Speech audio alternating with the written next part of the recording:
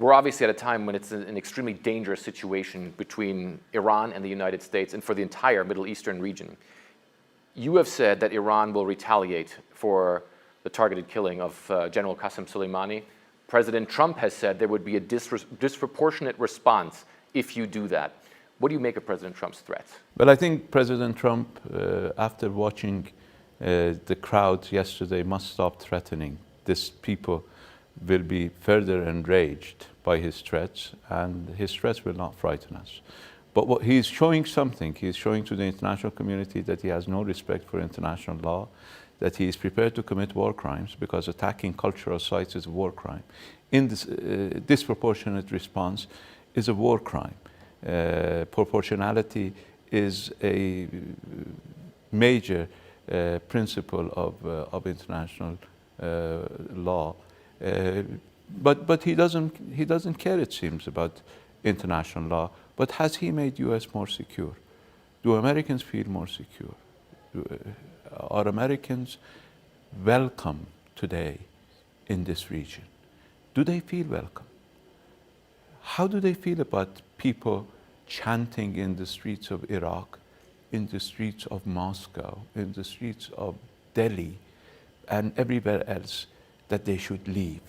How do they feel about that? That's the price for arrogance, for ignorance, for lack of respect. But President Trump was saying, and Michael Pompeo was saying as well, that they have intelligence that General Soleimani was planning attacks, imminent attacks, on U.S. targets. They say this was a deterrent attack, and they do say that America is safer today. Well, they're either based on misinformation or they're lying. Because General Soleimani's mission was to contain the anger in Iraq following the United States murder of about 25 Iraqis. This is a very clear information that we had, clear information that the Iraqi government had. The government of Iraq has been on the record saying what he was doing. General Soleimani was the greatest force for stability in Iraq. He was the hero of the fight against Daesh, along with his companions, particularly Abu Mahdi al-Muhandis. They're revered by the people of Iraq. Did you see the funeral processions? Now, Mike Pompeo might like a video clip that somebody sent him showing a couple of people, 20 people celebrating. But did he close his eyes to see the huge sea of people mourning in Iraq and in Iran? Their days in our region are numbered. Not because anybody will take any action against them, but because they are not welcomed in our region. Your government and your leadership and the military here has vowed to take action against the United States. Well, what kind of retaliation is that going to be? The United States violated three principles: Iraqi sovereignty and the agreement that they had with Iraq. They got a response from the Iraqi parliament. They violated the emotions of the people. They will get a response from the people.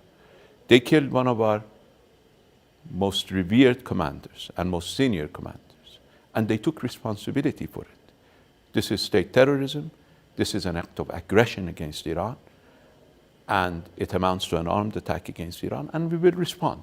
But we will respond proportionately, not disproportionately, because we are committed to law. We are law-abiding people. We're not lawless like President Trump.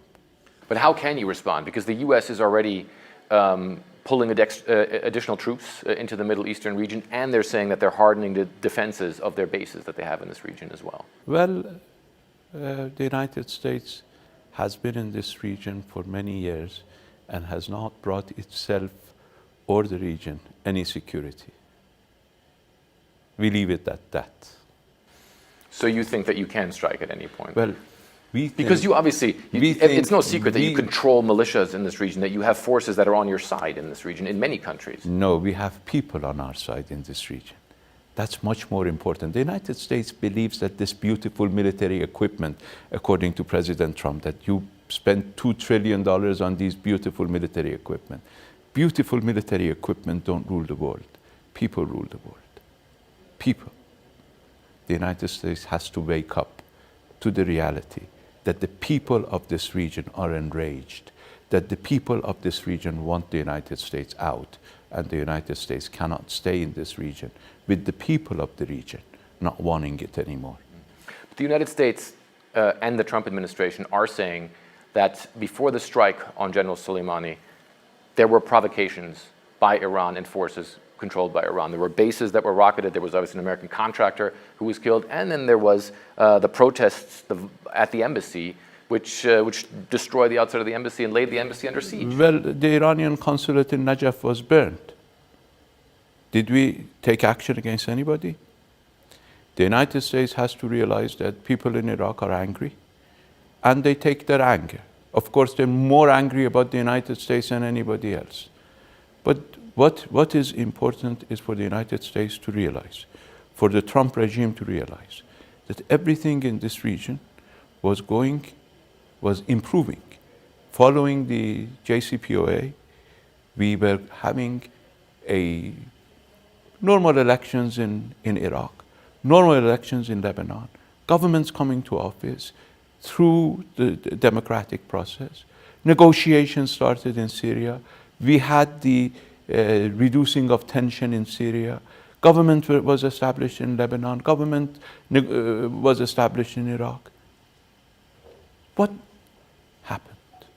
The United States started a maximum pressure campaign, terrorizing Iranian people, making it difficult for Iranians to even get food and medicine from outside. So a war started long time ago by the United States. The United States destroyed stability in this region. The United States undermined security in this region.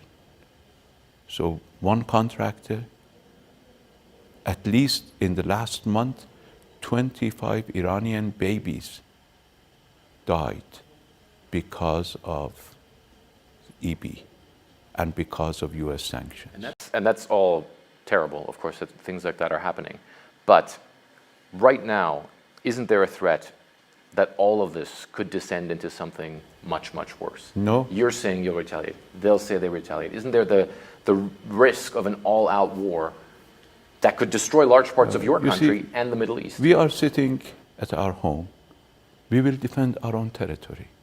We will defend our people. The United States can defend the United States.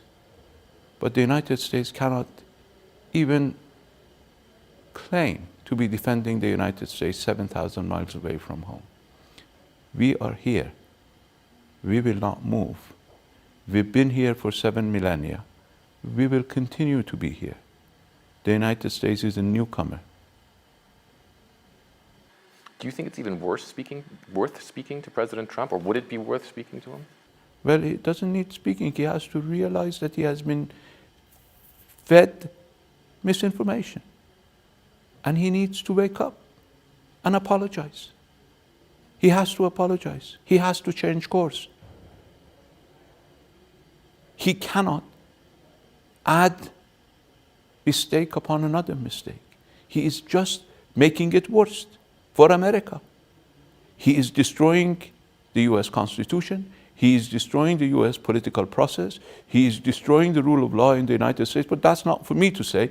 That's a domestic affair of the United States. He has enraged the people of our region. He has killed people of this region.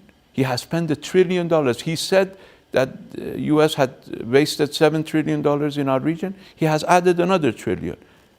Is the United States more secure today because of that?